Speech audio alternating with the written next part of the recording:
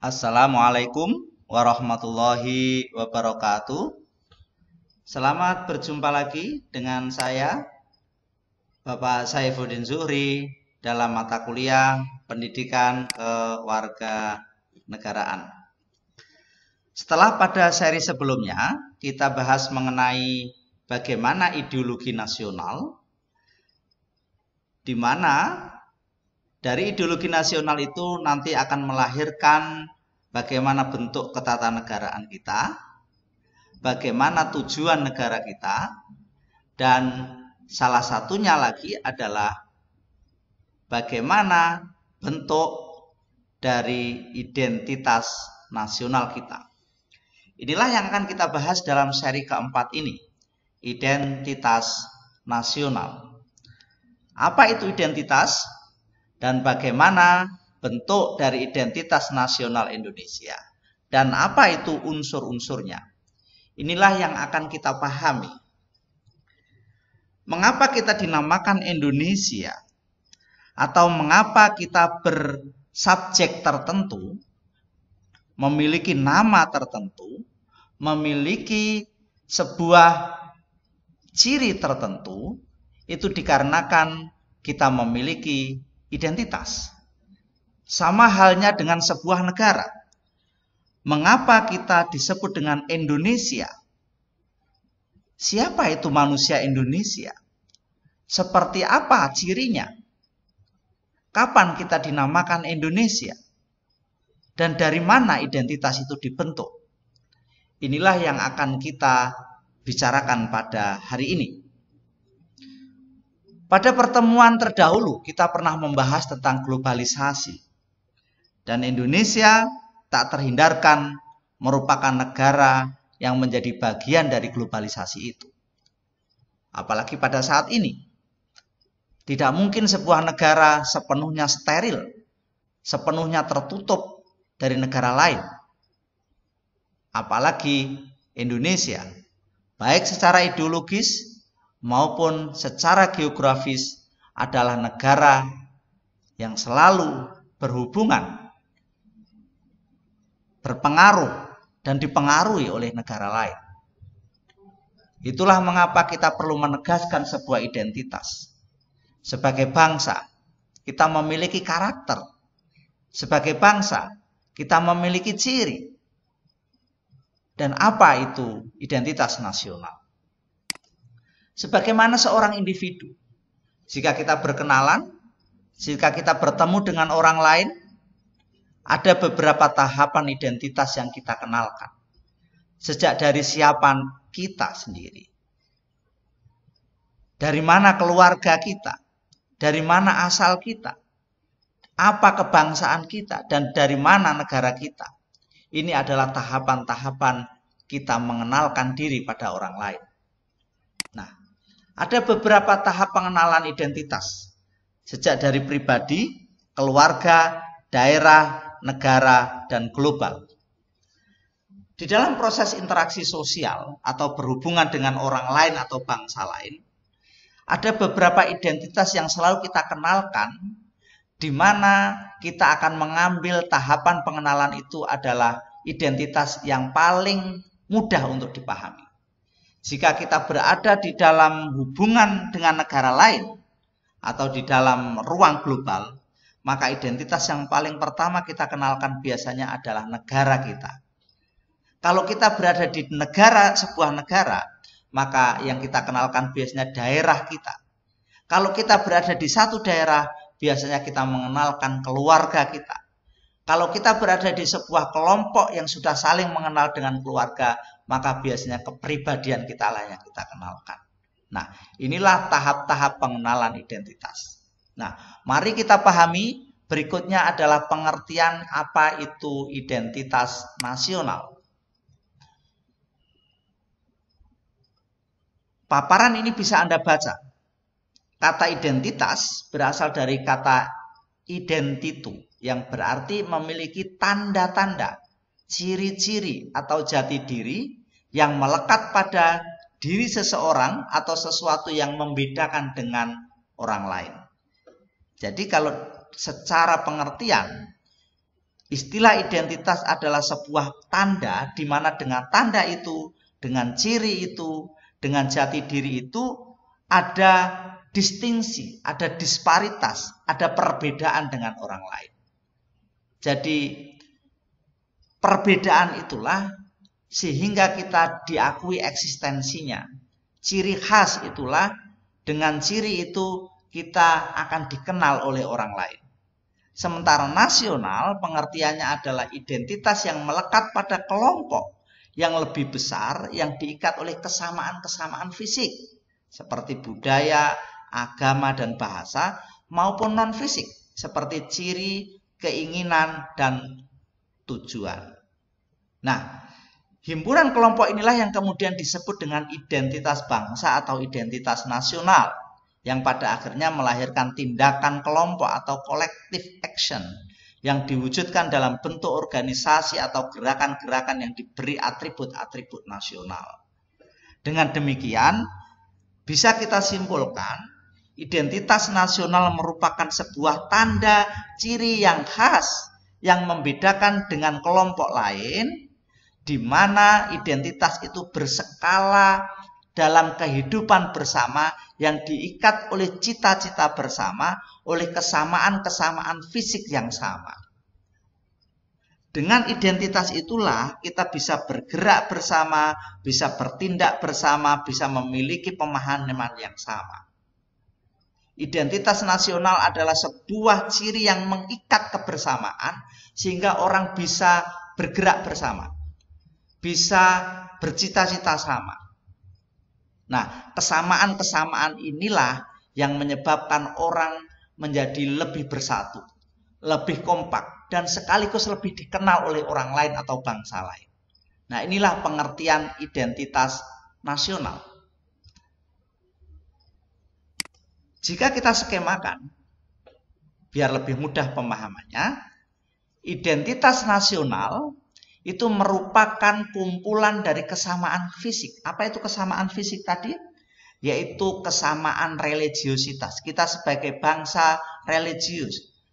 Sejak dulu, sebagai bagian dari nilai budaya kita, Tuhan adalah sebuah kepercayaan yang sudah lama kita pahami dan kita sadari dalam hidup ini. Itulah agama. Apapun agamanya adalah memiliki sistem kepercayaan bahwa di balik kekuatan alam ini, di balik hidup ini ada kekuatan adikodrati. Dan inilah nanti yang mengilhami nilai-nilai moralitas. Kemudian kesamaan budaya. Sebagaimana sudah dijelaskan dalam pertemuan yang lalu mengenai bagaimana terbentuknya ideologi. Salah satu proses awalnya adalah dipengaruhi oleh kondisi geografis kita. Negara Indonesia yang secara geografis terdiri dari lautan yang menyebabkan lahirnya budaya maritim. Dan lautan dan tanah yang subur yang melahirkan budaya agraris. Menyebabkan kita memiliki budaya yang relatif sama, yaitu agraris maritim. Kemudian bahasa. Memang secara daerah bangsa Indonesia memiliki ribuan bahasa. Tetapi kita sama-sama sepakat untuk memudahkan interaksi sosial, komunikasi antar kelompok dan daerah, kita menyepakati bahasa Indonesia adalah bahasa yang sama. Itulah kesamaan-kesamaan fisik. Bangsa yang berbasis pada keyakinan religiositas, keagamaan, bangsa yang berbudaya agraris maritim, dan bangsa yang sepakat Indonesia sebagai bahasa persatuannya. Kemudian kesamaan non-fisik. Bangsa ini juga memiliki latar belakang nasib yang sama sebagai bangsa yang pernah merasa tertindas oleh kolonialisme. Pernah merasakan pahitnya bagaimana dijajah oleh bangsa lain. Perasaan terjajah dan fakta sejarah bahwa kita pernah tertindas itulah yang menyamakan persepsi bahwa kita perlu berjuang bersama. Perlu membebaskan diri dari penindasan, menuju cita-cita penciptaan kemerdekaan. Dan kita harus sama-sama mengisi kemerdekaan yang sudah kita raih itu dengan makna-makna yang positif. Di antaranya adalah menjadi manusia Indonesia seutuhnya yang adil dan makmur, berdasarkan sila-sila Pancasila dan Undang-Undang Dasar 45. Nah, inilah yang menjadikan anasir-anasir, unsur-unsur yang membentuk identitas nasional. Inilah yang menyebabkan kemudian kita bisa bergerak bersama, kita berjuang bersama, kita bercita-cita yang sama. Adanya collective action. Nah, inilah kemudian diturunkan apa saja bentuk nyata dari identitas nasional itu, apa yang disebut dengan jati diri. Ada 10 jenis jati diri bangsa ini. Sejak dari bahasa nasionalnya, yaitu bahasa persatuan, bahasa Indonesia, bendera negaranya sang saka merah putih, lagu kebangsaannya Indonesia Raya, lambang negaranya Pancasila, semboyannya Bhinneka Tunggal Ika, dasar falsafah negaranya Pancasila, konstitusinya yaitu Undang-Undang Dasar 1945, bentuk negaranya Kesatuan Republik Indonesia yang berkedaulatan rakyat, konsepsinya wawasan Nusantara, kebudayaan daerah yang telah diterima sebagai kebudayaan nasional. Inilah rincian-rincian dari jati diri bangsa Indonesia. Jadi kalau kembali pada pertanyaan di awal tadi, siapakah dan bagaimanakah identitas nasional? Atau siapakah orang Indonesia? Jika 10 hal ini menjadi bagian dari diri orang tersebut, itulah yang disebut dengan orang Indonesia yang beridentitas nasional. Dalam gambar yang lain, mungkin supaya lebih mudah, Anda bisa melihat skema. Dari Sabang sampai Merauke disebut dengan Indonesia adalah ketika bahasa, bendera, lagu, lambang, semboyan, dasar, konstitusi, bentuk, dan konsepsinya merupakan bagian dari identitas nasional. Nah, ini penting para pembelajar. Mengapa identitas ini perlu ditegaskan? Karena ingat, ada 2 bentuk atau 2 jenis bangsa di dunia ini. Apa yang disebut dengan bangsa bentukan dan bangsa alami. Bangsa bentukan adalah ketika sebuah bangsa itu terbangun lebih karena kesepakatan-kesepakatan, lebih karena konsensus, karena adanya proses. Karena kesepakatan, konsensus, proses inilah kemudian orang bersatu, sepakat, dan kemudian mempertahankan diri bagaimana menjaga integritas kesatuan itu. Itulah yang disebut dengan ketahanan nasional. Jenis kedua adalah bangsa alami. Bangsa alami ini tidak perlu proses. Bahkan mungkin tidak perlu dijaga karena dia embodied, dia blueprint, dia given. Sehingga ini tidak tergantung dari sebuah kesepakatan menjadi satu negara. Mengapa? Karena identitas ini akan melekat selamanya bersamaan dengan given itu. Dari mana dia dilahirkan. Nah, predikat sebuah bangsa tidak dilekatkan dengan sebuah keberadaan sebuah negara. Sehingga walau negaranya bubar, maka identitas itu tidak secara otomatis hilang. Seperti bangsa mana? Bangsa Yahudi. Bangsa Yahudi kita tahu, pernah suatu saat bangsa Yahudi itu tidak sejengkal pun tanah dimiliki. Maka dia terlunta-lunta, diusir di Eropa. Walaupun akhirnya kembali kemudian mendapatkan tanah di Palestina sekarang ini. Dan akhirnya menjadi bagian dari negara Israel. Ini mungkin sering kita dengar perdebatan, bahkan konflik sampai ke Indonesia berujung pada solidaritas, contohnya Yahudi. Orang Arab itu tidak terbatas pada teritori Jazirah Arab. Karena Arab lebih sebagai identitas keturunan. Dia di Indonesia pun tetap disebut orang Arab. Kita mengenal di Indonesia ada kampung Arab. Walaupun dia sendiri sudah tidak bisa bahasa Arab. Hanya karena dia keturunan Arab maka dia disebut dengan orang Arab. Tapi kewarganegaraannya mungkin sudah menjadi Indonesia. Demikian halnya orang Cina. Kita sering mendengar daerah pecinan di Indonesia cukup banyak. Dan sering isu-isu tentang etnis atau ras ini sering menjadi isu politik bahkan ideologis di Indonesia. Orang Cina yang ada di Indonesia yang sudah lahir mungkin sudah generasi keempat, kelima, barangkali bahasa Cina pun belum tentu bisa. Dan bahkan mungkin ada yang sama sekali belum pernah menginjak daratan Cina. Tapi tetap saja dia disebut dengan orang Cina walaupun dia sudah warga negara Indonesia. Walaupun undang-undang terbaru mengenai diskriminasi bumi dan non-pribumi ini sudah ditiadakan. Nah, ini hanya menjelaskan bahwa identitas kecinaan itu termasuk kategori bangsa alami. Kemudian India juga sama. Kalau di Indonesia kita banyak mengenal komunitas India itu seperti di Sumatera Utara ya, di Medan. Itu banyak India, Kelik itu di sana banyak. Dan beberapa daerah di Indonesia.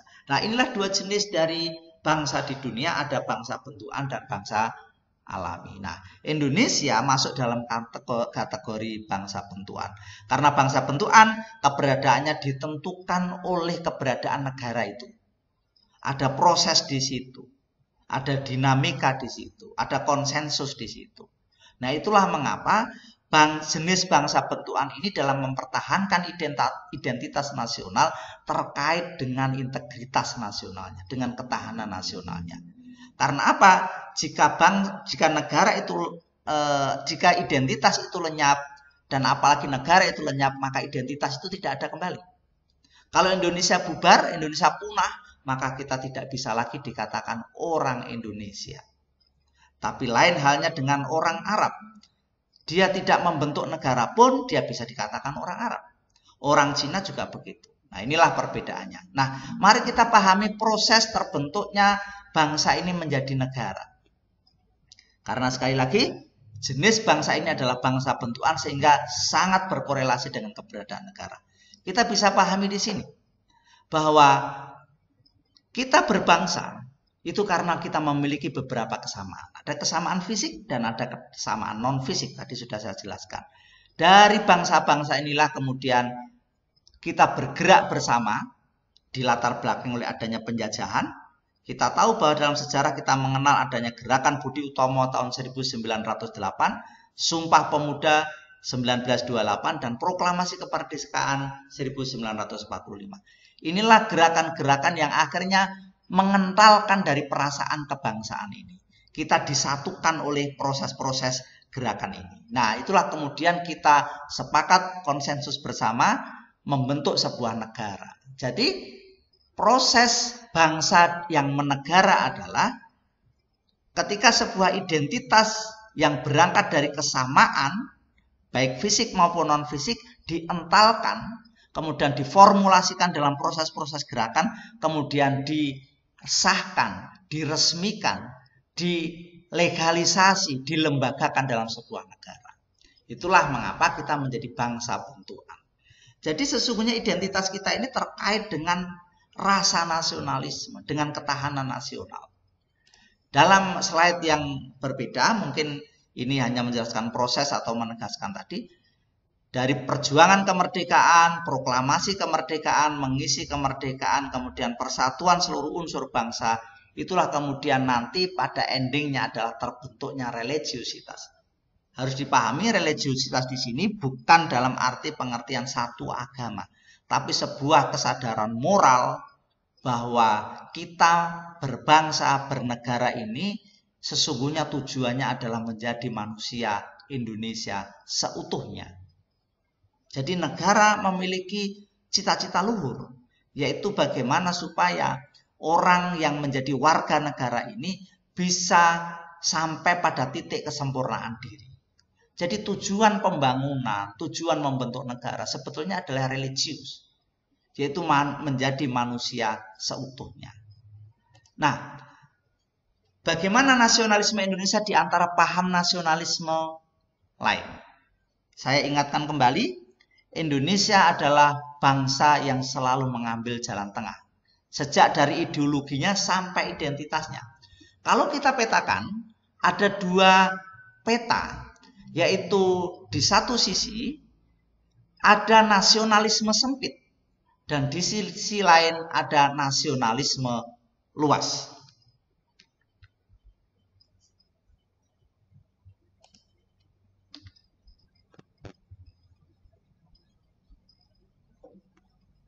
Berikutnya akan saya jelaskan mengenai bagaimana peta antara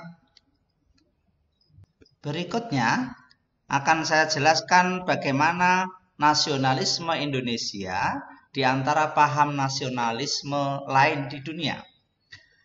Jika kita petakan, ada dua jenis nasionalisme di dunia ini, yaitu nasionalisme sempit dan nasionalisme luas.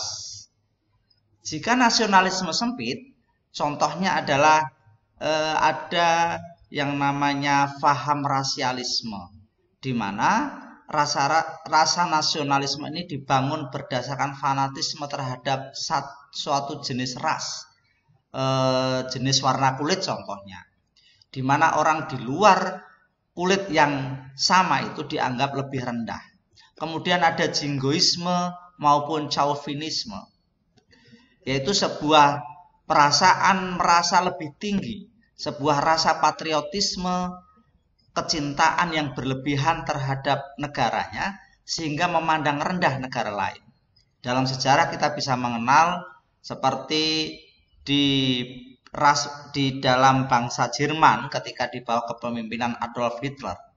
Kemudian Jepang contohnya yang merasa lebih unggul daripada negara Asia lain. Di sisi lain adalah nasionalisme yang terlalu luas, ya. Ini bersamaan dengan sebuah negara yang mendominasi dalam proses globalisasi. Biasanya ada perasaan kosmopolitanisme dan internasionalisme.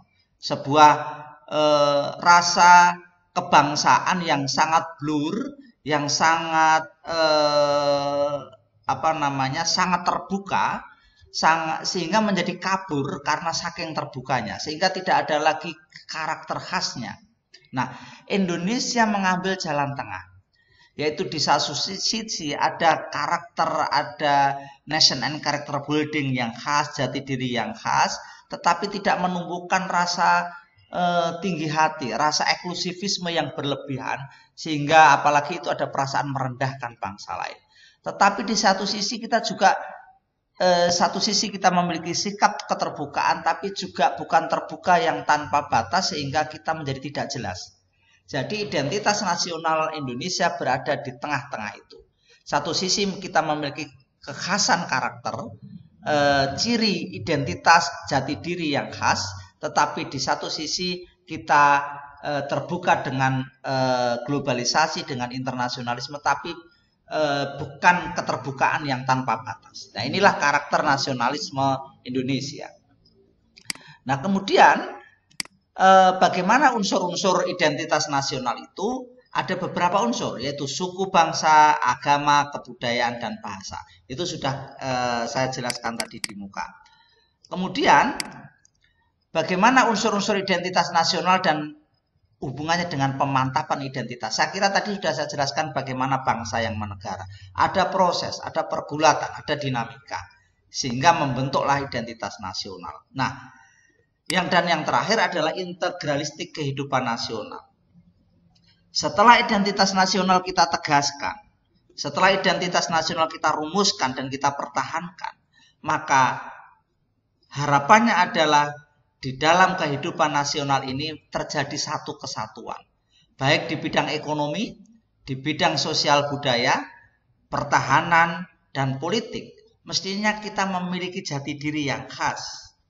Kita memang memungkinkan mentransformasi, menyerap dari konsep-konsep negara lain. Konsep universal dari negara lain. Tetapi begitu kita implementasikan di dalam negara kita, kita harus memiliki sentuhan-sentuhan identitas kita. Bidang ekonomi contohnya, kita boleh mengadopsi dan membuka diri tentang pasar bebas, tentang liberalisme, bahkan neoliberalisme. Tetapi harap diingat bahwa konsep ekonomi Indonesia harus berdasarkan pada prinsip identitas nasional kita. Kita memang harus membuka pasar, membuka investasi. Tetapi ingat bahwa prinsip kita adalah keadilan sosial. Ini tidak boleh kita lupakan. Kita memang membutuhkan pertumbuhan ekonomi. Tapi kita juga harus imbangkan dengan pemerataan ekonomi. Inilah kekhasan kita. Kemudian bidang sosial budaya. Kita memang mengadopsi modernitas, menjadi modern. trendy, bergaya hidup yang mentransformasi teknologi boleh, tapi kita juga tidak boleh melupakan nilai-nilai dasar karakter budaya kita yang agraris maritim, masih memegangi nilai kebersamaan, gotong royong, pertahanan keamanan. Kita harus berorientasi pada jenis wilayah kita, di mana terdiri dari agraris dan maritim. Ada laut, ada darat. Tetapi di satu sisi kita harus berpandangan maju ke depan, mempertimbangkan perkembangan teknologi. Alutsista kita harus diperbaharui. Begitu juga dengan politik. Tidak apa-apa demokrasi, karena itu sudah sistem yang kita pilih.